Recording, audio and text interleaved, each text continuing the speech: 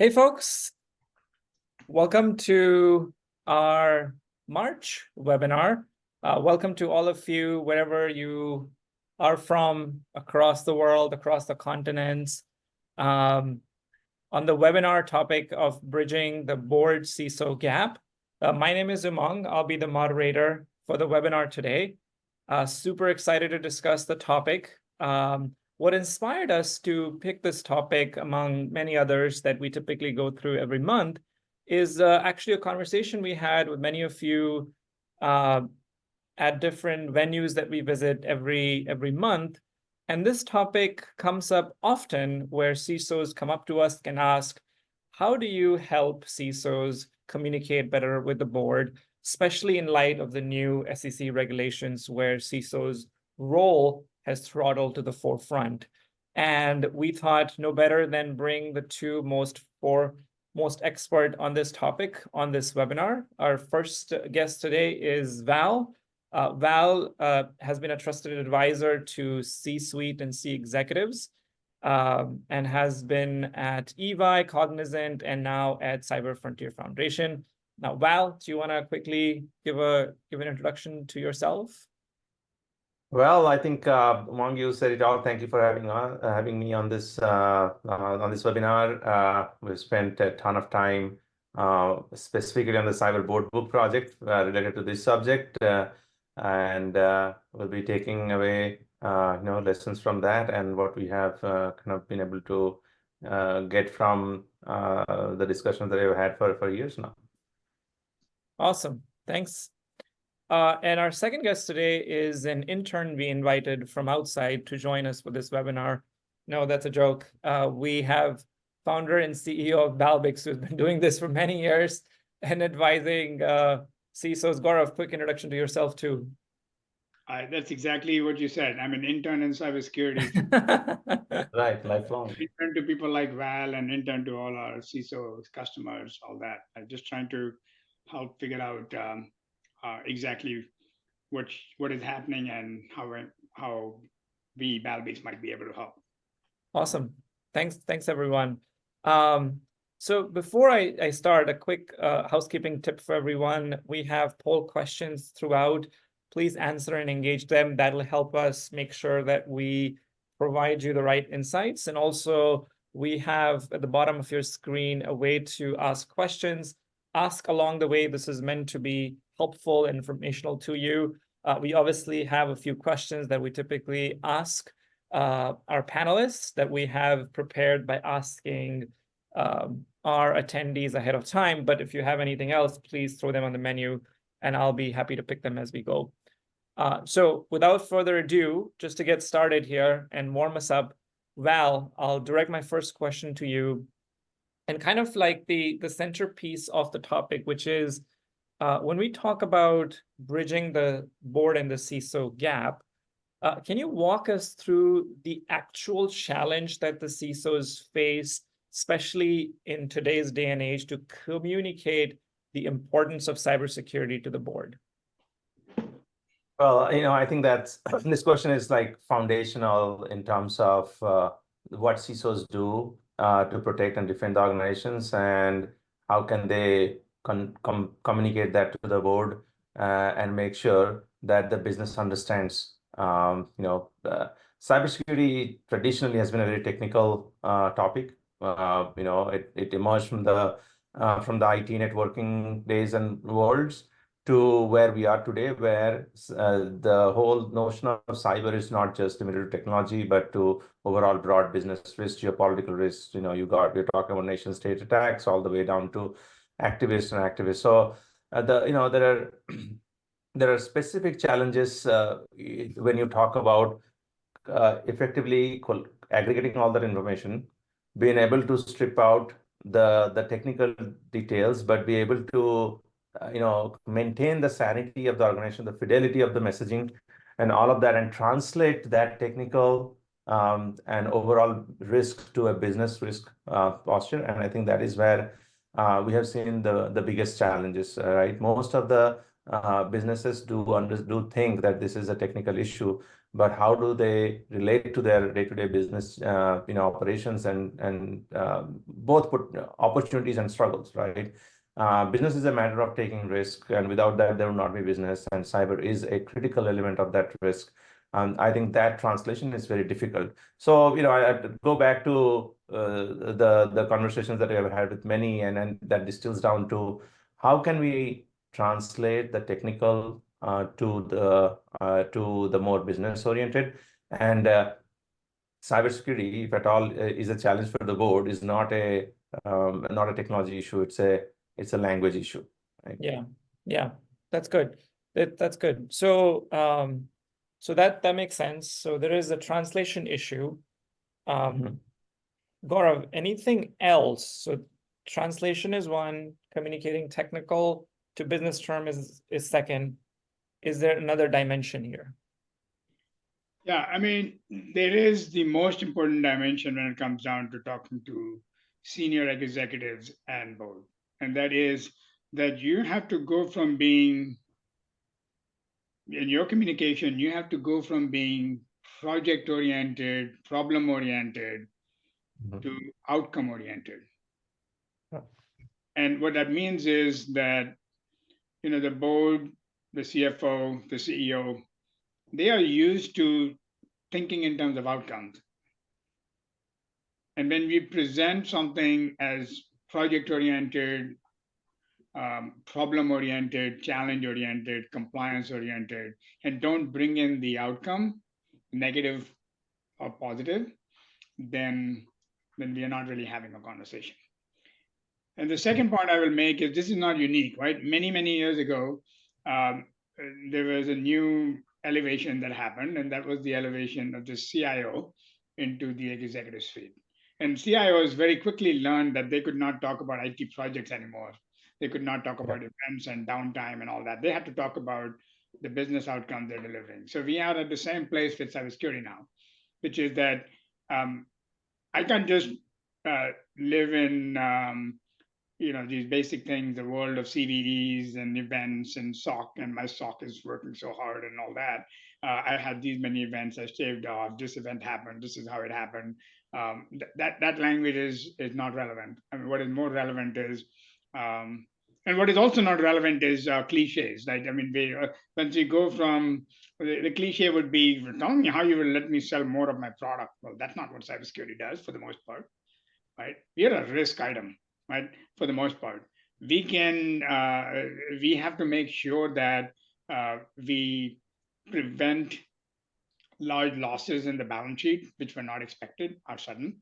Our goal is to streamline the business so that you can take more risk accordingly. So the equation is not about, hey, tell me how you can sell more stuff. Right? It's a little bit more complex than that. And that's what we've learned so far, at least in my discussions with our customers and all the people in cybersecurity.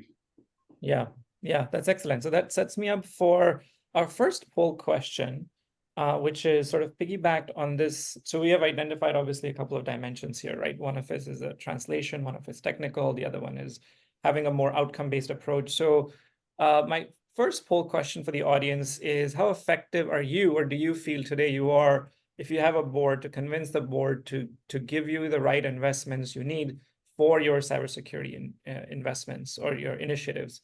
So if you take a moment to answer that question, I'm going to transition to our audience, or transition to our panelists, and ask you more pointedly, when you think of an outcome-based approach, what does that look like? How do you try the outcomes to selling more of the stuff? Or is that not required? You stop at the outcome. So Val, do you want to start? Because you probably have done this at the board level too. Yeah, see, the outcome is definitely what business desires. Okay, and how can you tie your messaging, your program progress, or your challenges and the ask, right, to the outcomes is going to be very important. So it doesn't happen, just like that in one conversation. It's actually a conversation that needs to happen over a period of time as they understand, appreciate, and relate to the cybersecurity challenges as much as they relate to the business challenges. So that's where I believe the the regular reporting, contextualizing risks with respect to those outcomes, and what a cyber risk associated with a particular business outcome means. That mapping is crucial. And as CISOs, I've been both in the CISO role as well as on the board side, as well as being a observer. And in these three situations, what I see is that the contextualization becomes the most important part, right? How do you contextualize business?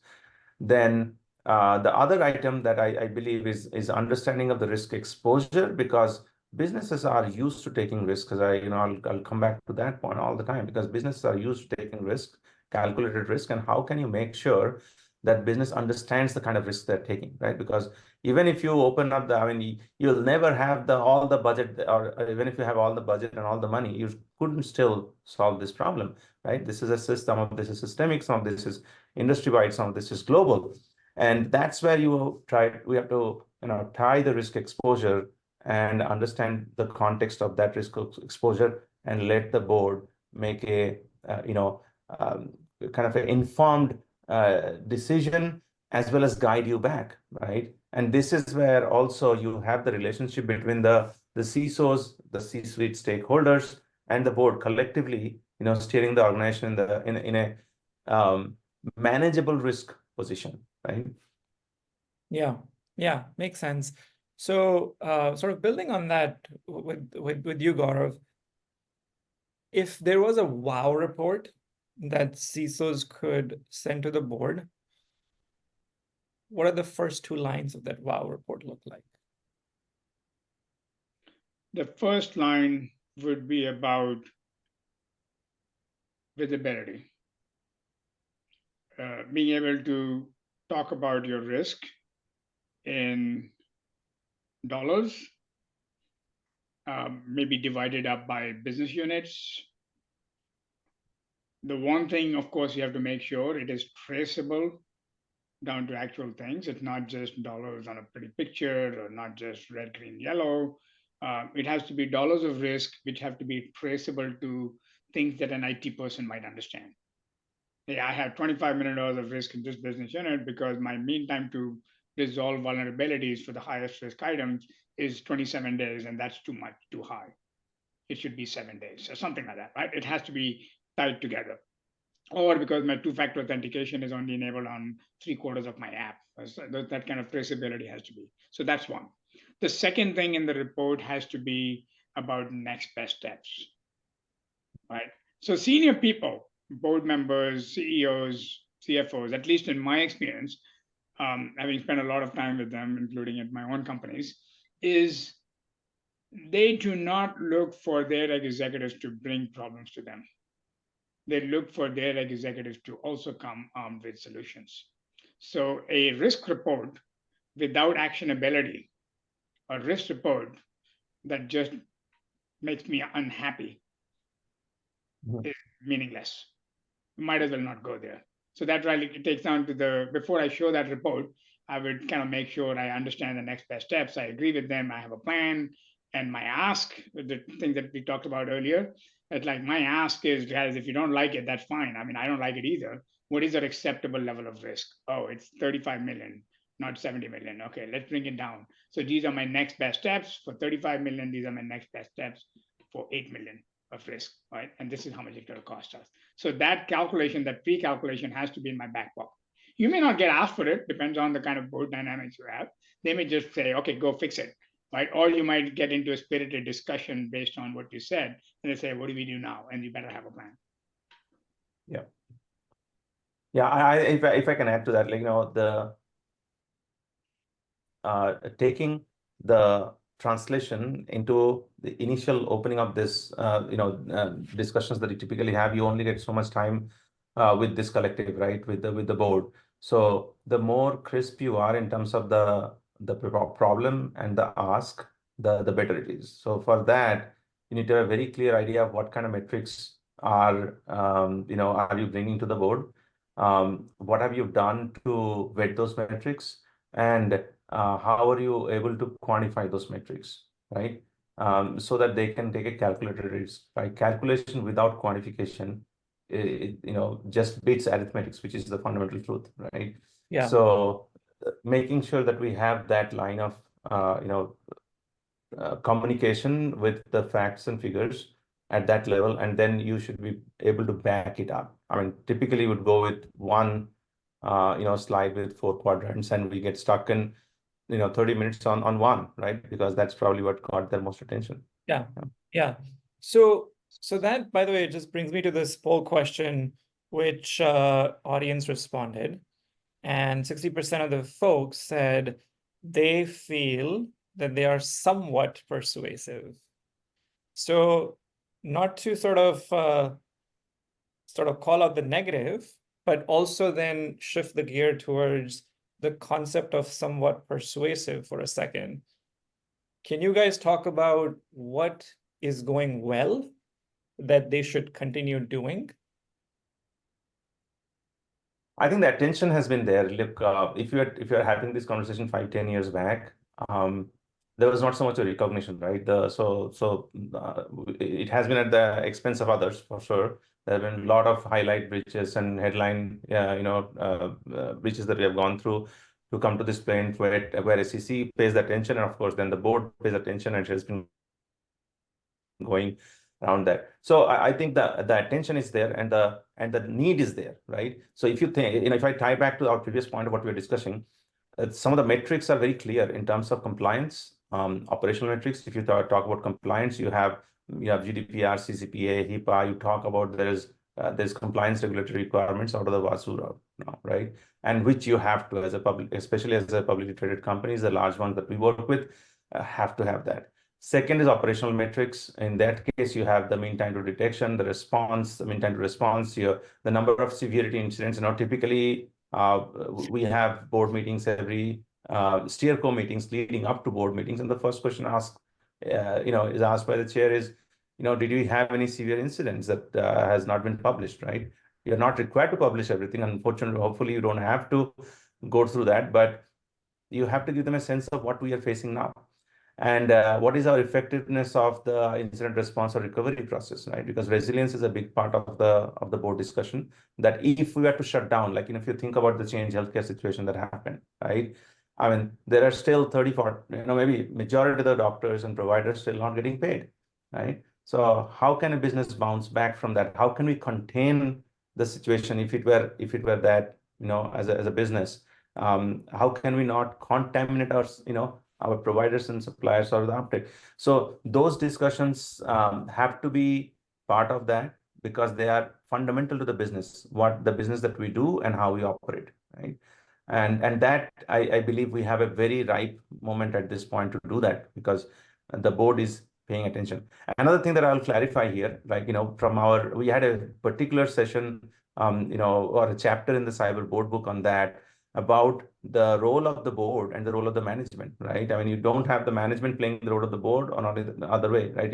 Usually, Gaurav, in your role as a CEO, would be probably the chairman of the board, but not necessarily the board will take management decisions. They're there to guide and provide, and especially on a regulatory and legal way, board's fiduciary duty is to provide guidance and recommendations based on what they hear from management, or what they hear from the other stakeholders.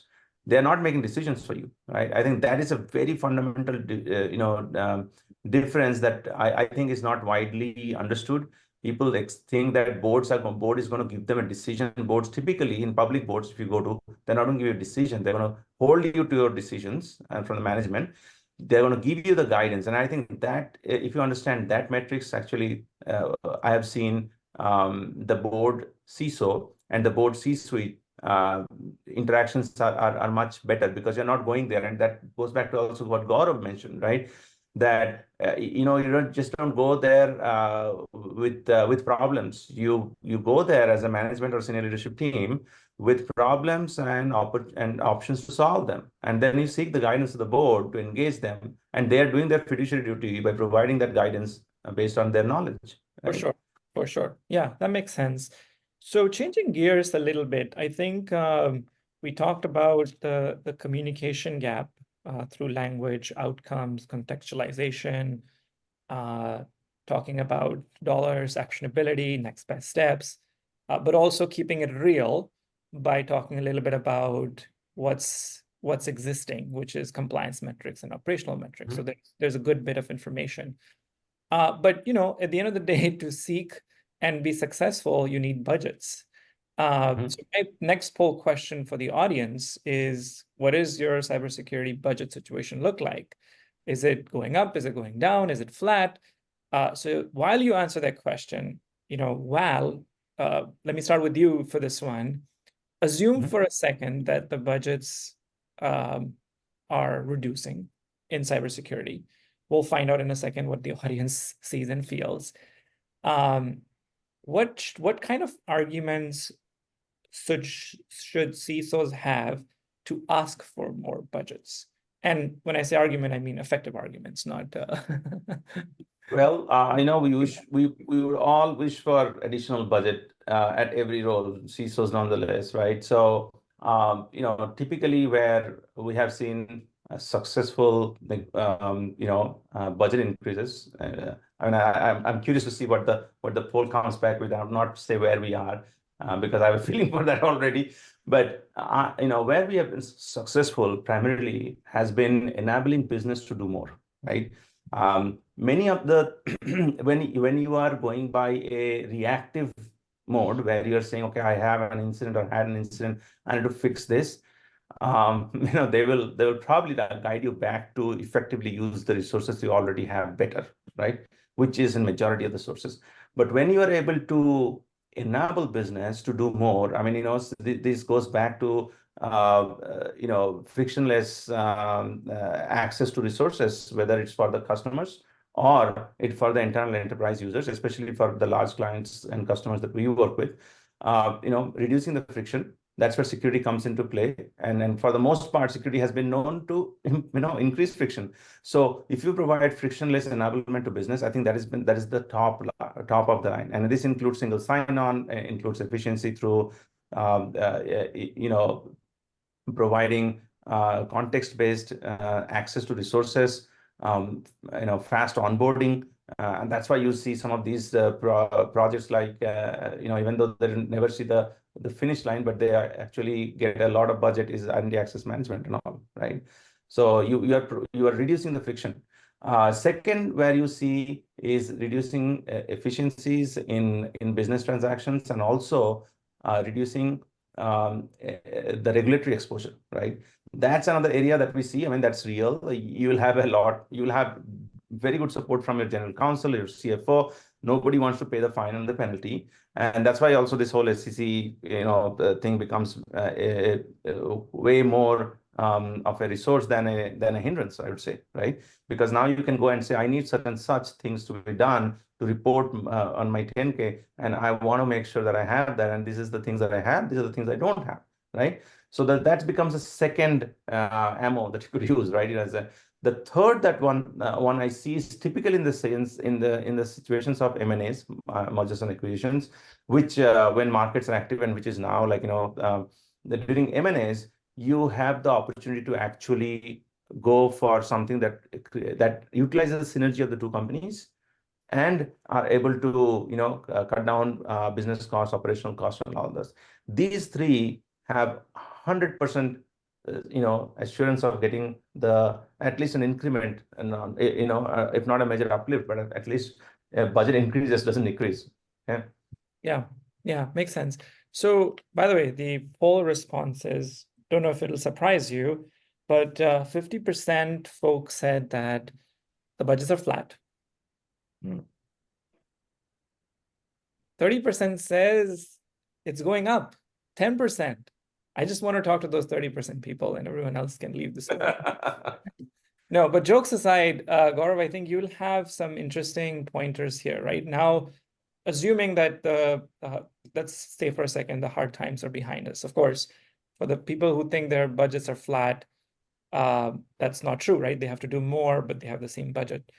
So first of all, why is there a disconnect? Why is there some people experiencing a flush of budget, others are not? And now that you have the same budget, but now you have more problems to solve, what do you do with your budget? Where do you extract?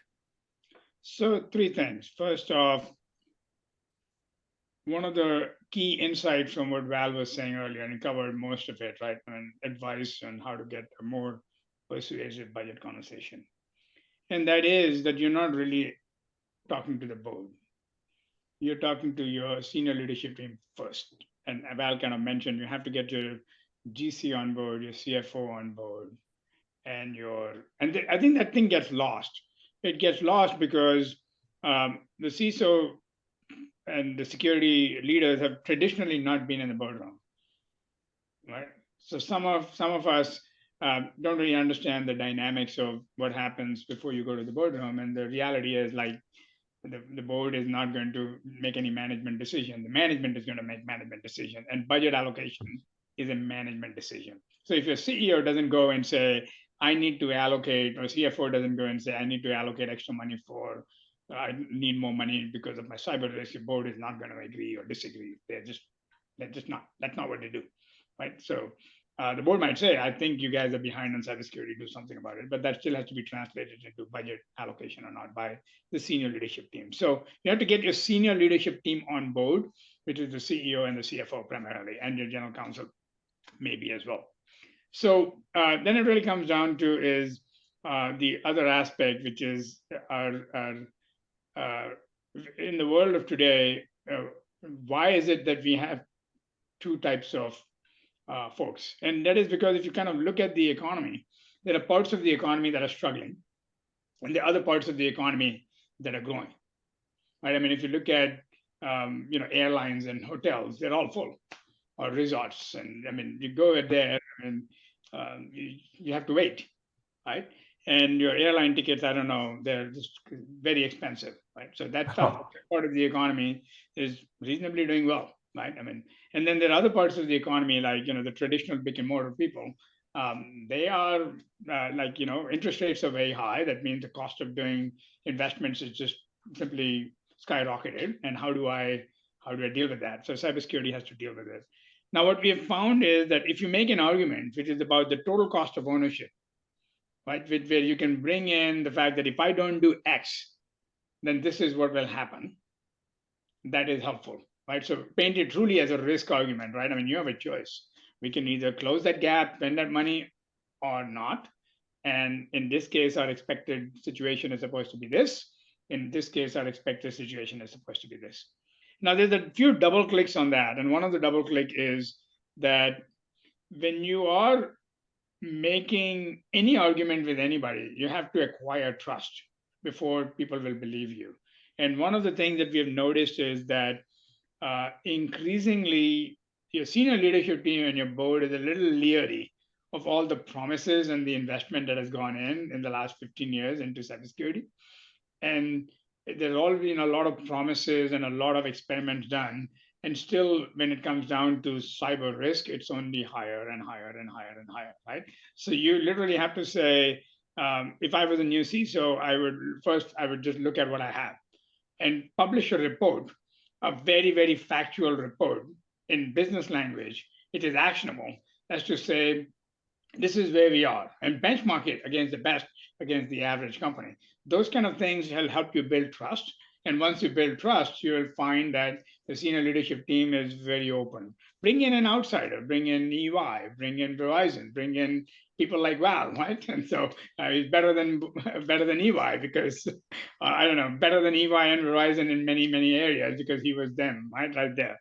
So bring in an outside expert and get them also to say that, look, there is no hanky-panky going on over here. Money is being spent wisely, and truly there is a gap. Or, well, money was spent in a slightly different way. We need to have a transformation project. The transformation project will increase your burden on your budget temporarily, but in the long term, you will see the gains. And next year's your budget will be flat or even lower because I will return money back to the business. Those are the kind of conversations that you have to have in a very candid way with your senior leadership team. Once you have the buy-in, you can go and talk to the board. Yeah, makes sense. I'm gonna just go back for the thing that we were discussing earlier, because there was an interesting question that came in while you guys were talking, which I think is fun. So we should definitely take that. So the question is, boards love metrics. I think we agree with that, right? So if you could choose three, which would be the three salient key metrics you would choose to place into the security and board discussion, what would they be? And I'll hold you guys accountable. You can only choose three. Yeah. Look, this is as much as broadly I would like to paint the picture, but I think it's very much related to the business or sector you are in, right? If you're talking to financial healthcare or publicly traded companies, adherence to regulatory requirements is a key metrics. Okay, so any regulatory requirement that you have, that needs to be kind of upfront. Okay. And I'll choose one from top three. So I'd say that from a compliance metrics, I think you're looking at regulatory requirements. From an operational metrics, you're looking at mean time to detection, mean time to response. If you're looking at truly telling your board about your technical readiness, there is, if you have a SOC or you don't have a SOC, at least hope you have an MDR team or ADR team supporting. You need to have a very clear idea of if something shuts down, how do I, if something is there, how do I find it, or how much time have I, practically to spend finding it, and how much time have I able to respond to it, right? So that's a technical operational metrics that you should find out. Second thing, or the third thing that typically is contractual liability. Nowadays, if you look at the supplier metrics, the amount of supply, especially the big businesses that we work with, have tremendous amount of supplier risk, right? And you want to bring in that supply chain risk. That is one thing that boards relate to, because they know the business doesn't run in isolation, right?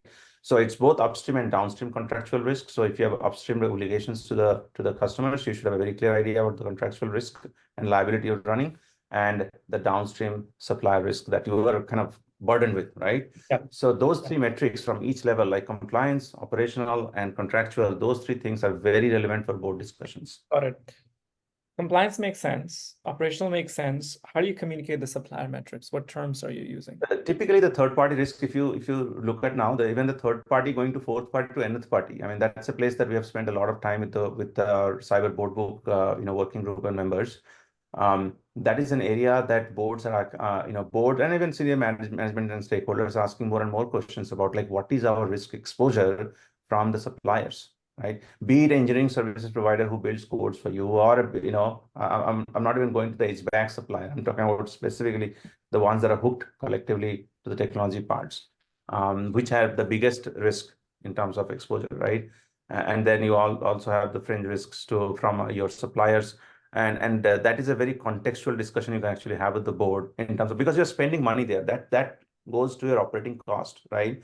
You're not only carrying an operating cost, of course, you're getting a service in return, but also you're carrying the liability of those downstream providers. Like, what if the downstream provider doesn't have a cyber risk insurance, right? Very simple question. You are buying cyber risk insurance to cover, so what is the size of your insurance? Yeah. That will be based on that's a big part of your, liability that you're carrying. Makes sense. Gaurav, what are your three? So my three are a little bit like Val, but very similar. You can kind of map it down, but I'd like to take a framework approach, right? So I'd say, okay, you must pick a framework, and there's plenty of good ones out there. The one most commonly used is the NIST cybersecurity framework, which I believe is simple enough, and it doesn't have all of the complexities of some of the other frameworks. And the NIST cybersecurity framework has, it's been recently updated, like last week updated. They added a new function, but you can actually even think of it as there are two parts to the cyber. There are really 5 functions, and they have added a 6th. But traditionally, you can think of the NIST cybersecurity framework as 2 things. What can you do to proactively, and then what you have to do when the proactive stuff fails, right? And in the proactive stuff, you need to identify, and you must take proactive steps to protect. And then in the reactive stuff, you must detect, you must respond, and you must recover. And the 6th function that they recently added is the governance function, and the governance says you have a good angle on all of this. You're operating this well, right? It's kind of obvious. So let's remove governance for a second, because that's what we're talking about. But for identify, I would say, what degree do you have visibility? Like, if there are, do you have an angle, an idea on 97% of your moving parts? And the moving parts is where you would say, well, these are my assets, and these are my apps, and these are my users, and that's my supply chain, right? So then the second thing comes in protect, and then you're talking how effective are your controls, right? It turns out there's another standard out there, the MITRE ATT&CK framework and MITRE Ingenuity, that allows you to kind of figure that out. How effective are your controls? Are they 30% effective? They might even be 30% deployed, not 70% deployed. And that's how it says. So how effective are your controls? And then you come down to other things in protect, like what is your mean time to mitigate risk, or mean time to remediate risk, or mean time to detect new vulnerabilities, mean time to fix. What I've found is that the best metric is mean time to mitigate risk, right? And there are proxies like mean time to patch and mean time to remediate. So those are interesting things, right? And then you come down to your detect, which is, Val already covered that, mean time to detect, mean time to recover, mean time to respond. Those are the kind of metrics you want to put in there. Framing all of this together is two numbers. One of them is what is my overall risk and my loss exceedance curve. And the second one is what is my resilience score? Yeah. Right. So it's a simple enough framework. I think at least at the senior leadership team level, it is a conversation that can be had in a very non-technical, intuitive way. And it builds trust because it knows that you're approaching this problem from a very thoughtful way. You're taking issues into account like a supply chain, but you're doing it in a systematic way. That's how I would do it. Unfortunately, that's a little bit more than your three numbers. Yeah. No, but it's good. I'm glad there were different frameworks for both. So that's two good frameworks to use. Changing gears a little bit. So there are two more topics left. One, we will talk about SEC, and like any good webinar, we will always talk about AI at the end. So those are the last two topics. So I'll start with you this time, Gaurav, about SEC cybersecurity regulations. So quick poll question for the audience on SEC, and then I want to ask, about the SEC regulation. Of course, this has been now, out for a few months. There have been several 8Ks published. There have been several 10Ks published. We have seen a lot more information about who do CISOs report to, what frameworks are they using. There's a lot more insight into these reports. In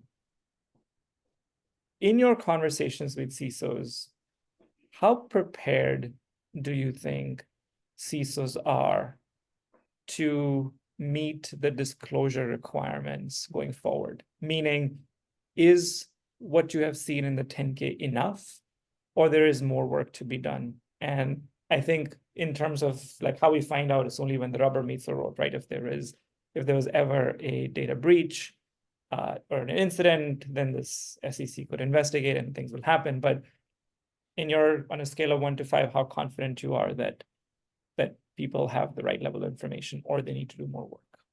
So I'm going to take that as a two-part answer. First, I think almost everybody is resigned and comfortable to the fact that this is the new regime, at least for now, right? That they have to think about and they have to put it in the 10K. All the waiting period, the speculation period, we won't have to do it. All that stuff is gone. At least the 10K stuff is real. 8Ks, I do feel that not enough 8Ks are getting filed. So where are the 8Ks? That's an open question, right?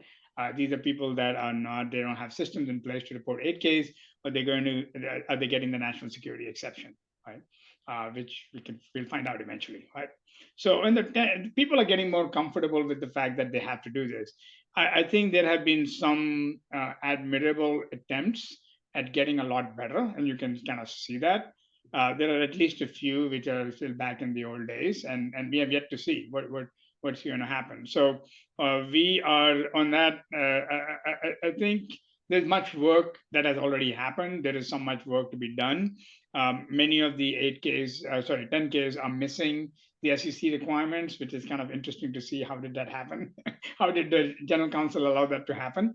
But they are missing it. And I think, though, I am very hopeful people will get better. This is just like any other skill.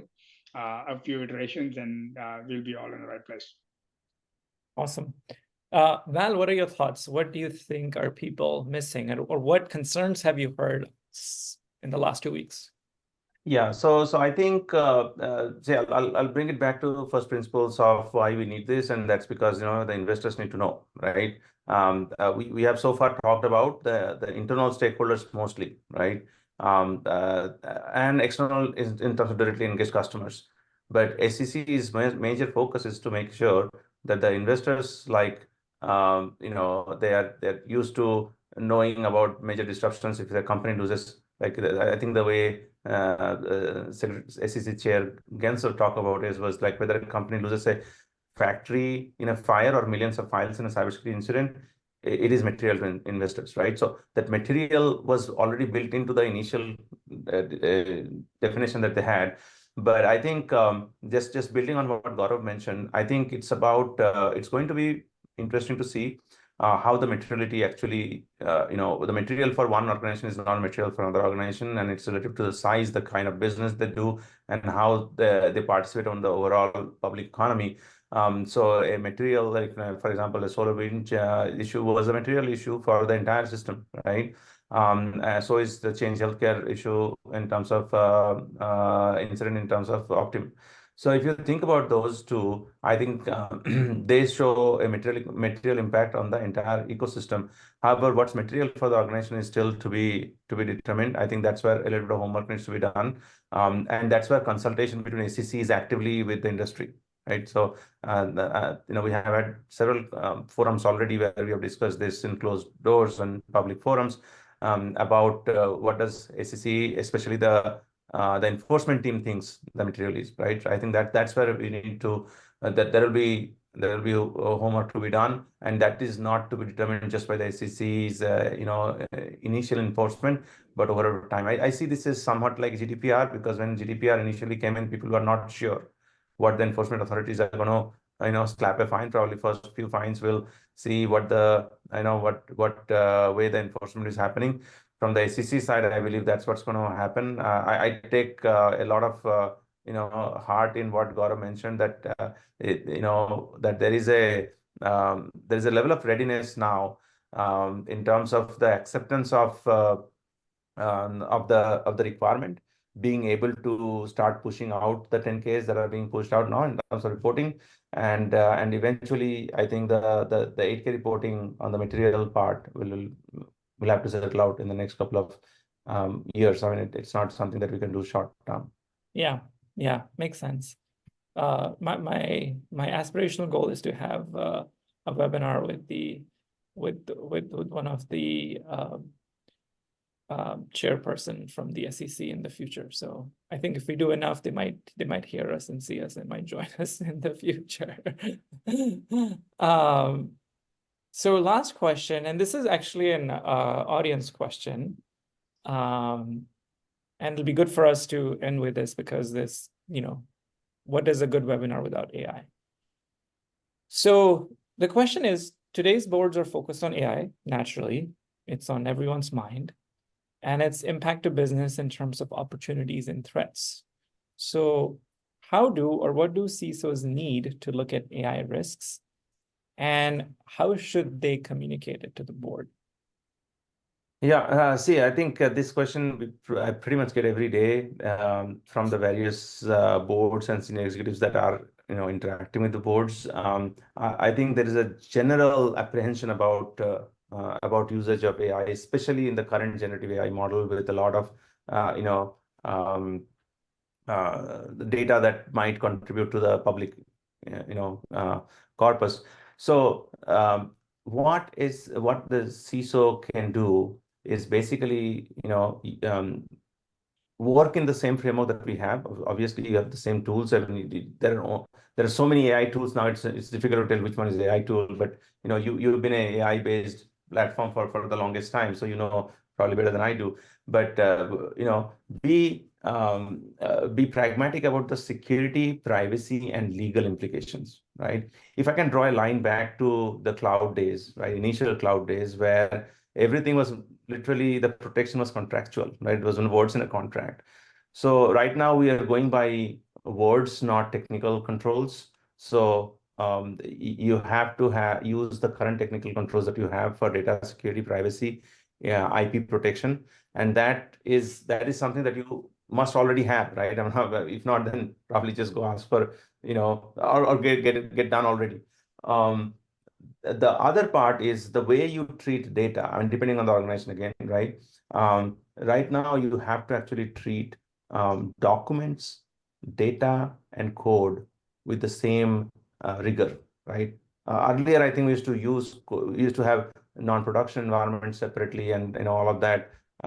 Now, just because even those build-up of the LLMs or RAGs, you need to have a way to control the flow of data. And it's not that those technologies are not available, right? We did data masking and also a lot of C3 data generation a lot already. So you can construct those, or there are new technologies that are available in the market. Just hit one of us up, Gaurav or I, or this teams will probably lead you to one. But I think you need to address this with respect to this a risk management framework in terms of what your business is and the kind of data you carry, and make sure that you are able to demonstrate to the board and the senior leadership that you are managing the risks as it relates to the data. And now code is data, documents are data, of course, and of course you have the business data that you carry or consumer data that you carry. Right. Great. So Gaurav, final thoughts from you, but answer this question, the one that I asked Val, but it's a two-part question, right? What are the opportunities? And this is in the context of CISO. So what are the opportunities for them? What are the threats for them? And how do they communicate to this board? Yeah, so taking that question quite literally about AI, I think AI is an opportunity, and AI is also a new threat, a new attack vector, right? What CISOs don't have the option to do is to sit on the sidelines, right? And I can understand how this is natural, because AI has had its long history of over-promising and under-delivering. But I truly believe that there is a hockey stick moment, that we are a revolution that we are part of right now. What has come before was very different, and what has come right now is, when 100 million people start using some technology, it's real. It's real. It's when your attackers start using it, when they start using ChatGPT to generate blah blah blah, when all developers start using co-pilots to start writing code. AI is real. So you cannot afford to sit on the sidelines, even though you have a painful history of AI not delivering all the promises over the last 10 years. So that would be my humble opinion, not so humble opinion. Yeah. The second thing is, I think there's another opportunity here, is that if you're trying to fight modern cybersecurity without AI, you're going to lose anyway. And that is because cybersecurity at some level right now, with so many attack vectors, so many tools, like even if you have like 25 tools, each with a dashboard, and lots of reports coming in, how are you going to keep up with all that, right? I mean, there are not enough hours in a day. And some of our large customers, we look at a petabyte of data every day. It would take 200 human beings 20 lifetimes to do the same thing. And most tools will not be able to keep up with that. In fact, very few tools will. So if you're a CISO and you're not looking at this massive expanding surface with the superpower of AI, with the super weapon of AI, you're behind the times. You're not going to be on the other side. You're not going to make it as a CISO on the other side of the AI revolution. Right? You're going to lose. Right? And what that means for us professionally is, it's not okay to be somewhat persuasive. It is okay to be. Our objective has to be, we have to point out to skeptics around us, or to the non-skeptics around us, why AI is a critical thing. And so therefore, understand AI, and try to see how it can be of help to you, not just how it's the enemy. Ultimately, I see we will have, just like anything else, AI is a technology, AI is a tool, AI is a weapon, AI is a weapon of defense, AI is a weapon of offense. And we will soon have AIs fighting AIs, just like, actually, that's already begun. Yeah. But how do you communicate to this board your risks? Just repeat what I said. Oh, this is a very important thing. I said you really need to spend some time thinking, getting your thoughts together about AI. AI is a revolution. Here's a good thing. I think most senior CISOs, CEOs, most not CISOs, CEOs, board members already know that there is an AI revolution happening. Sure. The easiest way to communicate that is that in cybersecurity, we are running up against the limitations of what a single human being can do and what our traditional tools can do. And what AI does, it's a tool to make our brains super brains. It's a tool, right? And we have used this analogy before that would you try to run a marathon or a sprint without good shoes? You would not, right? So why would you want to run the cybersecurity game without good AI? Yeah. Great. Absolutely. Val, any final thoughts from you? Yeah, no, I completely support. I think, for us, as much as we have to protect AI and the AI infrastructure and the business using it, there's a huge upside and potential for us to use it to defend against, defend against whatever is out there, be it insider threat, identifying insider threat, or it's, identifying threats from outside, any of these ransomware situations and all. I believe that strongly in the power of AI, and when I say AI, it's broad AI, not just generative AI.